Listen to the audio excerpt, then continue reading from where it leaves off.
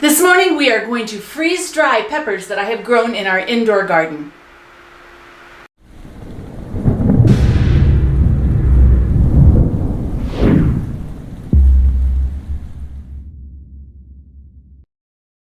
Hi, I'm Kylie and I'm the Provident Prepper. Today we are going to be freeze drying some of the peppers that we just harvested from our indoor garden. The really cool thing about the peppers is that they add incredible flavor and nutrition to the dishes. So I'm hoping that they freeze dry really well. We'll see. This is the pepper harvest from the indoor garden. We have some poblano or ancho peppers and all kinds of different sweet peppers. You can tell that red is my very favorite. We've got some darling little yellow ones there. We've got chili peppers and then a few hot peppers. I am amazed. This is so fantastic that we were able to harvest all of this from our indoor garden. Okay, I have all of the peppers chopped just like we would like to eat them. These are the sweet peppers. I love the colored sweet peppers, and they are diced so that they'll be perfect to use in some of my recipes. These are the chili peppers. I left them in the long strips because they should be super easy to crumble once we take them out of the freeze dryer. And so I think this is how I would like them left. These are the poblanos and some of the jalapenos and some other hot peppers. And so I wanted to make sure that I maintained their shape so that I could really tell them apart once they're freeze dried. Because I don't want to be surprised and put hot peppers in something that I thought I was putting bell peppers in. Now it's time to stick these in the freeze dryer and we'll see how it goes. This is a batch of peppers from our indoor garden. It only took 1,177 minutes and took about 10.21 kilowatt hours.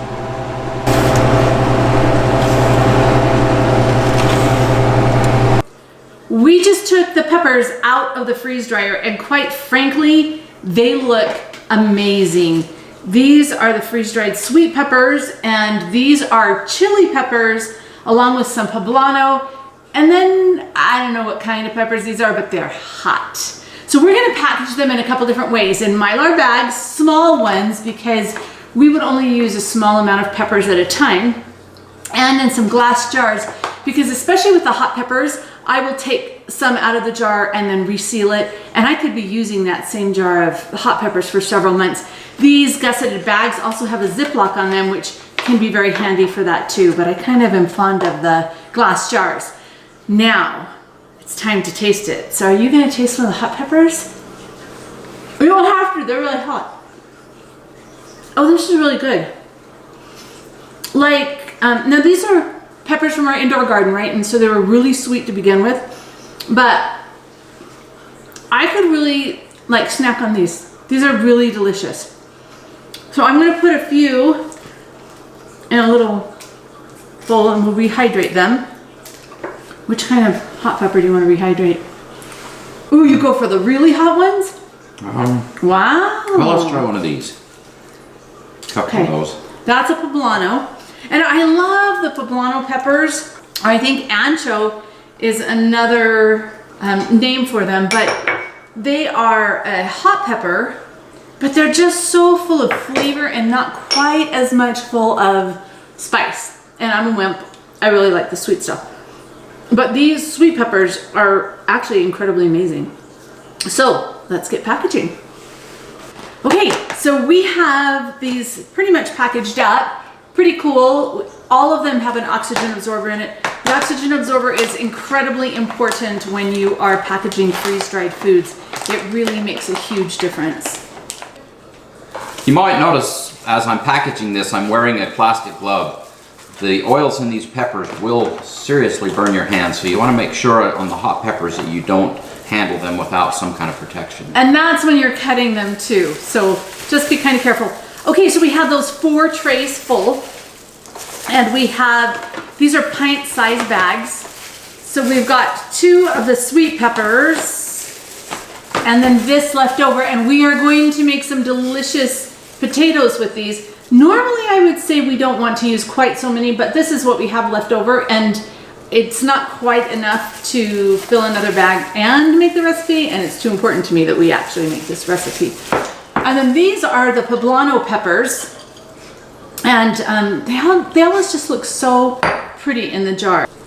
There's two different kinds of hot peppers, and we're going to go ahead and mix them because theoretically when I'm using them in a recipe, I really don't care what the variety is with that.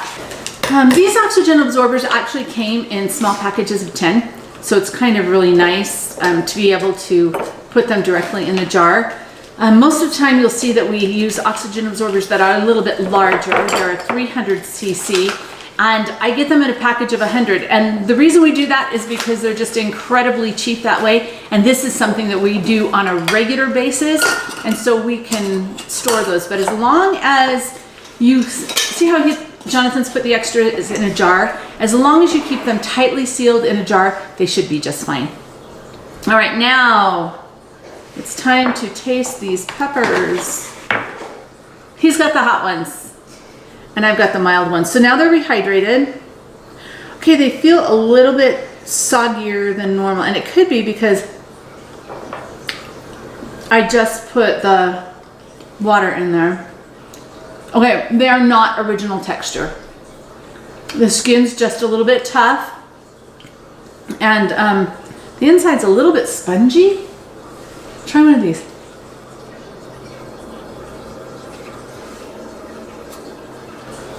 Okay, the flavor is good, yeah.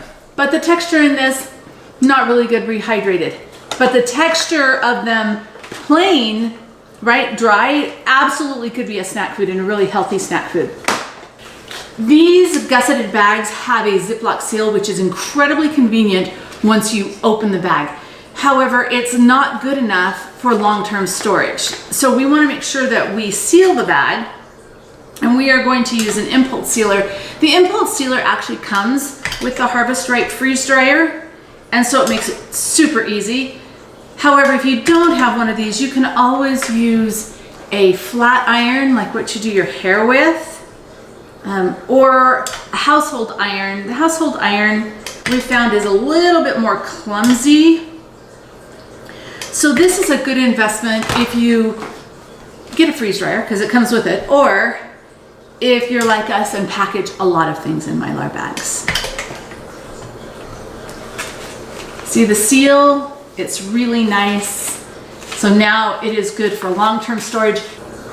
Peppers stored this way should probably be good for up to 25 years. Personally, I would rotate it before then, but they're very low in moisture. There's practically no oil in here. And so they're just really good candidates for long-term storage if they're stored in a cool, dry, dark location, and you protect these Mylar bags from mice, because mice will do quick damage to Mylar bags. Fried potatoes are a staple in our family, and the recipe is incredibly simple. Now, we consider potatoes part of our food storage because we overwinter them. We grow them in our garden, or if we've had a bad year, then we buy them in big 50-pound bags and we store them in a homemade root cellar. And I will link in this video to that root cellar so you can see what it looks like. Super simple. It's just a buried freezer, and anybody could do it. The recipe also calls for onions. We store onions all winter long. Well, the onions don't last anywhere near as long as the potatoes, but as long as we have them, we use fresh onions. If you don't, these are just dehydrated onions that we always keep in our food storage. Oh, they always smell so good. But this number 10 can, this is from 2012 that we're using, and they are still perfectly fine. So this is an option if you don't have the fresh onions. And then the spices that I use, you can use all kinds of different spices, but I have Pink's Himalayan salt in here, and then just a good seasoned salt. I use oil because it's shelf stable. And then these are the freeze-dried peppers that we're gonna try today. And I'm thinking I should rehydrate them. I'm not positive, but I think that they will probably work better if they're just rehydrated to start with. So we'll just give these guys just a few minutes, and then we will get busy cooking. I like to start with a nice hot pan, and because these are fried, I actually put a generous amount of oil in there, and then I start with the onions. I put just a little bit of salt, just a little bit. And while those work, it looks like These have done a really good job of rehydrating. They're feeling just a little bit sort of spongish, which is fine. The colors are gorgeous. They're so vibrant. So I dry peppers a lot. Every year I usually dry them. And the colors are not this vibrant. I love using dried peppers. Also, I think they're super valuable, but now that I have the freeze dryer, this is kind of fun. Okay, now I'm going to add, and that's the amount of moisture that I put in there seems to be just about right, because there's really not a lot of moisture left in here that wasn't absorbed by the peppers, so that's good. Check out those beautiful, gorgeous colors. Wow. I think I'm a fan of freeze-dried peppers. Okay, these potatoes have been cut up and rinsed. I always rinse the potatoes because if not, they're kind of starchy, and I'm not a fan of that. I really like to go a little bit heavy on the seasoned salt. Okay, now it's the moment of truth. Let's see what they think of the potatoes. Now I can already tell you what they're gonna think because we make this all the time.